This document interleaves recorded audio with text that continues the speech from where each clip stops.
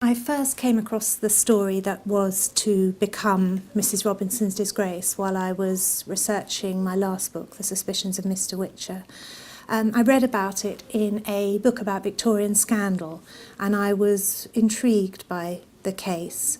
It was one of the first divorce trials in England after the new divorce court was formed, and it concerned a woman's diary. The husband accused his wife of adultery and tried to seek a divorce on the basis of an adulterous affair that she had written about in her diary, and she claimed that the diary was all made up and that she was innocent.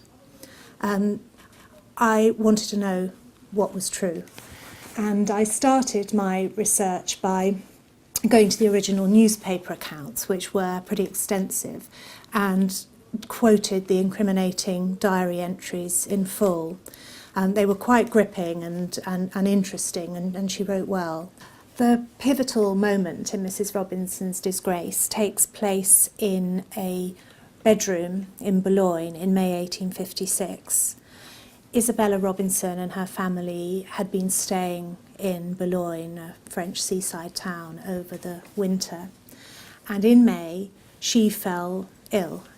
And as she was lying in her bed in a delirious fever, her husband, Henry, came into her bedroom and apparently heard her murmuring the names of other men. And his suspicions aroused, he went to her writing desk, which seems to have been unlocked, and took out of it a private diary in which she had written for the previous 5 years, and he read it. And in the diary he read that his wife hated him. He read also that over the previous 5 years she had harboured all kinds of lustful feelings for other men, and her feelings for one man in particular, a young man called Edward Lane, had apparently been consummated in 1854. Henry was furious, and he immediately left Boulogne for England, taking the diary with him, as well as their 2 young sons.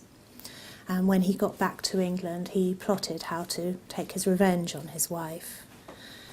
I was fascinated by this moment of the invasion of Isabella's privacy as she lay semi-conscious, and the way in which this document, which had been her consolation and confidant, in a moment was transformed into, as soon as her husband read it, became a public document, and her words became weapons which could be used against her, which is in fact just what he did. Henry sued for divorce back in England, and when the new Court of Divorce and Matrimonial Causes opened in 1858, he used her diary as his chief evidence of her adultery.